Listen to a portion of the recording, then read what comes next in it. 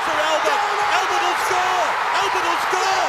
Newcastle have won the grand final. That wasn't far from the most spectacular try I've ever seen. It was the most significant rugby league try I've ever seen. The Bulldogs Coffs Harbour scandal. But it really, really rocked the game. It goes to Cleary. Nathan Cleary. Oh, wow. That's the best package of 4 or 5 years I've seen from any club. It's doing a Bradbury buzz. He played what was in front of him. You never give up, Dave, this television deal. The deal we did last time was done during COVID under enormous duress. We've got to knock the AFL off this time. If we do, Peter V'landys, as you say, will go down as the best. Well, this is pretty special. I'm here with Philip Buzz Rothfield to reveal his 100 greatest sporting moments over an illustrious career of 50 years in sports journalism. Buzz, just extraordinary. Now you get to reveal the ins, the outs, the hottest, the lowest, the highest, the greatest stories that you've ever covered across those 50 years. And not necessarily covered, Dave. A lot of them I was editing the sports section or deputy editor of the Sunday Telegraph, but it's all unfolded. They're epic stories. Not all of them were nice ones to cover, and I know we're going to start off with one of those shortly, but yeah. They were basically 100 stories that if they didn't stop the nation, they certainly stopped Sydney, and the most glorious, dramatic on-field moments, and some tougher ones off the field, and you know the deaths of losing Shane Warne, losing Peter Brock, the champion motor racing driver, Andrew Simons, Philip Hughes. Dropping dead on a cricket pitch, hit that. Mate, so this was a project that took several months. And, mate, I got some incredible reminders of life on the beat as a sports writer and the highs and lows of, the sports section.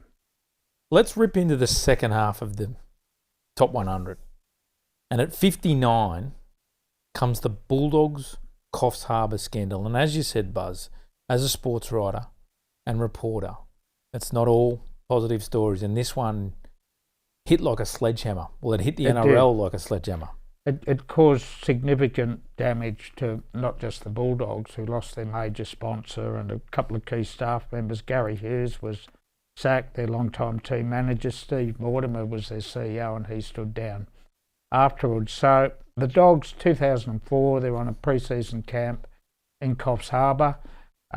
Naturally, in those days, you do your bonding while you're away, and we woke up one morning to allegations from a 20-year-old woman that she'd been gang raped by Bulldogs players in the swimming pool at the resort, they say, at Coffs Harbour. So this was a story for our police roundsmen as much as our rugby league riders, and it dragged on. And to their credit, the police did a really, really thorough investigation over a number of months and interviewed all the Bulldogs players, any potential witnesses, the lady, etc. Look, no charges were laid against the players, but it really, really rocked the game, because it was at a time when there weren't as many women follow rugby league as they do now, and any suggestions, even innuendo or perception, that these players might have mistreated a woman was extremely damaging. As I said, they lost their sponsor. And remembering the great tension it created within the Bulldogs team,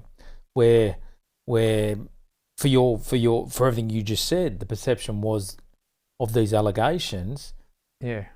Players' wives and girlfriends, and within the team itself, it created rift. Remembering Hazem El Masri's great religious beliefs at the time, he refused to have any urine samples or anything in that blood test taken at the time. You've got a better memory than me, mate. It was significant.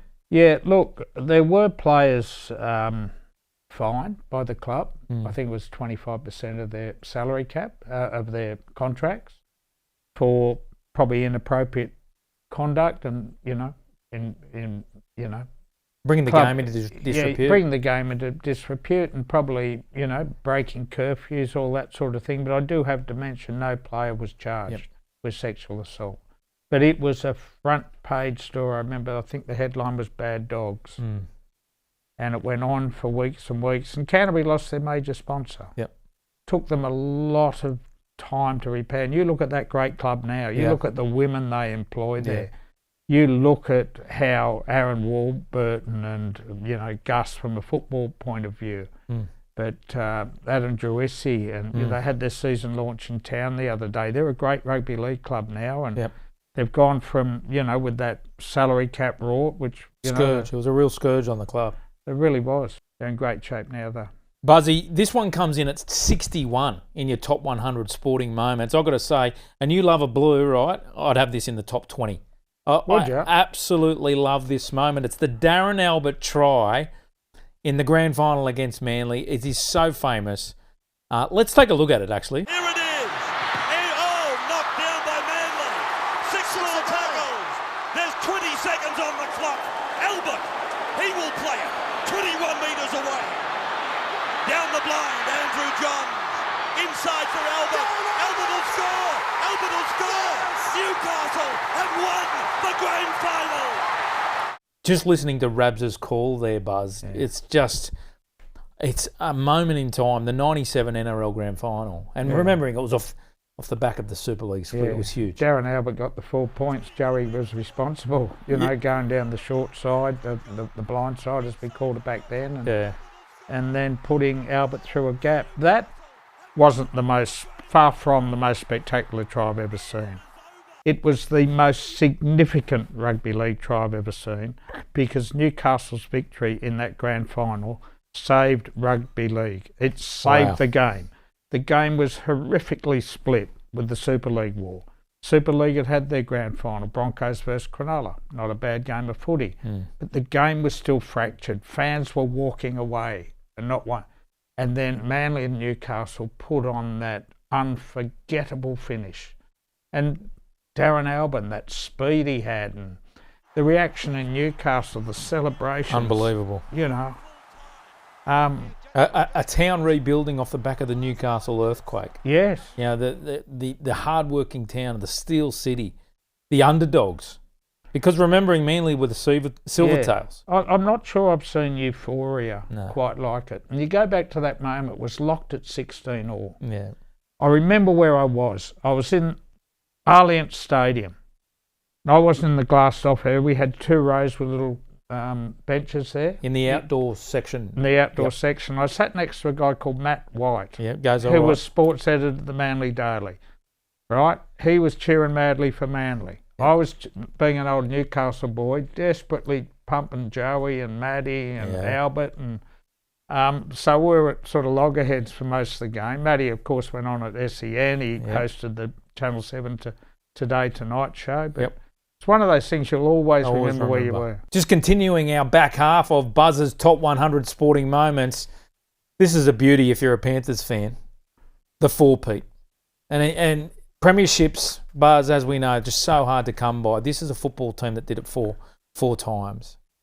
You've made a pretty bold claim here in relation to where this ranks in the history of premierships. Yeah. Well, St George won 11 straight, but St George never lost. Crichton, I wrote these down, Crichton, Burton, Kickow, Coruscant, Fisher, Harris, Spencer, Lanu, the May brothers. St George had 4 immortals. They had no salary cap. Their team was worth 3 times more than any of their rivals. So Penrith, apart from the players I've just spat out, what are the assistant coaches they lost? Cameron Ciraldo, Trent Barrett, both of them. Great rugby league coaches. What they did, they got beaten by Storm in 20, then they beat South, Parrot, Broncos in 23 and Storm, right? That Broncos grand final, wow. Yeah. We rave about Reece Walsh. Yeah. We rave about him. But Nathan Cleary, in those that grand final was over. Ezra Mann was on the dais about to get the Churchill medal. He was. With 17 to go. And then Cleary just took over like the champion that he is and steered him that title. Under the circumstances, That's the best little package of 4 or 5 years I've seen from any club. Extraordinary. Are you with me? Yeah, I'm with you. And the question is... Mate, they're hard to win one. Exactly. The question is whether it ever happens again. You know, the salary cap is supposed to... Level the competition. And to be fair, to your point, they did. They attempted to level their team by the omission of so many stars. Yet Nathan Cleary and mate, Ivan... they didn't... I haven't reeled off all the others that they lost too. Yeah, I've Happy just Corus, gone there was for another one. Yeah, well, I mentioned him, but there was, the Parramatta fullback now, and, they're a wonderful organisation. They're so... And I got to give Gus credit here too. They didn't win anything till Gus left. Gus didn't want to bring Cleary back. Dave O'Neill, who was chairman then, brought Cleary back. That was the masterstroke. But for actually setting it up... Gus Gould, and more particularly Matt Cameron, who was in charge of the pathways. How do you feel about giving Gus a rap there? Oh, well, you got to, mate. You got to. Yeah. But Gus, I'm about to bag him. Now, he hasn't won a comp since 2002 when he was director of football at the Roosters. I'm so watching Canterbury with so much fascination, Dave. Can he, Can he do it again? I had to give him that little backhander. Hey, this is a beauty in the back half of the top 100. It's doing a Bradbury buzz. I love it. But the funny thing is, it's behind Raygun. Raygun came in at 68 on the top 100 for her dancing expertise at the Paris Games. But doing a Bradbury, it's become part of our vernacular for what he achieved at the 2002 Salt Lake City Games. Just back to Raygun, when I compiled this list, and with modern technology we didn't have when we were just a newspaper, we can actually see now reaction of stories and the global reaction of YouTube and, internet sites and social commentary going into absolute meltdown. And one of the biggest stories in America out of the Olympics was Raygun. NFL players were imitating her attempt at doing her best. Saturday Night Live. So that's why I rated it higher. But Stephen Bradbury, and I want to say this about Stephen Bradbury, if any of our viewers out there have never seen him perform as an after-dinner speaker at a lunch, make sure next time you see him at a function that he is arguably the funniest man and does the best presentation of blow by blow of how he achieved this and became so big he bought out his own beer brand doing a Bradbury. Yeah. And it was everyone fell over and he got through and he won. And Australians love... It's folklore, David. 100%. Australians love an underdog buzz. We do. We're battlers at heart. Yeah. And everything he achieved epitomised that. He played what was in front of him. And you know what? And he got a gold medal. It was the best. And no one can ever deny that. He played what was in front of him. You never give up, Dave. He was in a hopeless position. Take the tip. Next instalment in the top 100 of Buzz's best sporting moments over an astonishing career across 50 years of sports journalism. Coming in at 84, Cyclone V'landys. I've never... Talk to me, Buzz. I've never met anyone like him. Yeah. He is just so dynamic. He wants something done, he'll hop on his bulldozer and he'll knock away any object, any obstruction, and he'll deliver what he wants done. It doesn't matter. And I go back to COVID. You think back to COVID, the bad days, we're all locked up in our homes, we weren't allowed out. Except to get some groceries. And he said he's going to bring rugby league back on May 28. No other sport on this planet was even thinking about playing in May that year. He and Wayne Pearce and a very good team around him said, we're going to do it. I don't care. Again, the bulldozer came out, and you know what? We came back. 100%. And we were the first sport in the world. And we had to come back because pay TV needed content, Channel 9 needed content, Rugby League needed the cash from that broadcast. If he hadn't brought the game back then, I reckon there was a danger clubs were going to fold because the NRL didn't have the NRL was nearly broke, let alone the clubs. So that was the greatest thing he's ever done. But he's an administrator who's done a lot more than that. You know, his rule changes. I think right now he needs to put a handbrake on rule changes. Too many. Yep. Yeah, too many. Just And I'm press glad pause. they haven't done. Yeah, pause. Glad they haven't done the kick-off. 6 again's worked. I like the new bench, but he's always looking. He'll never sit still, Peter. Yeah. Of course, we're talking about rugby league here, Buzz, but let's think about racing for a second as well with the launch of the Everest. What an event, Dave. That's State of Origin now. Yep. You've been. Yeah. Mate, it's huge. But it's a new audience, Dave. Yep. It's young people.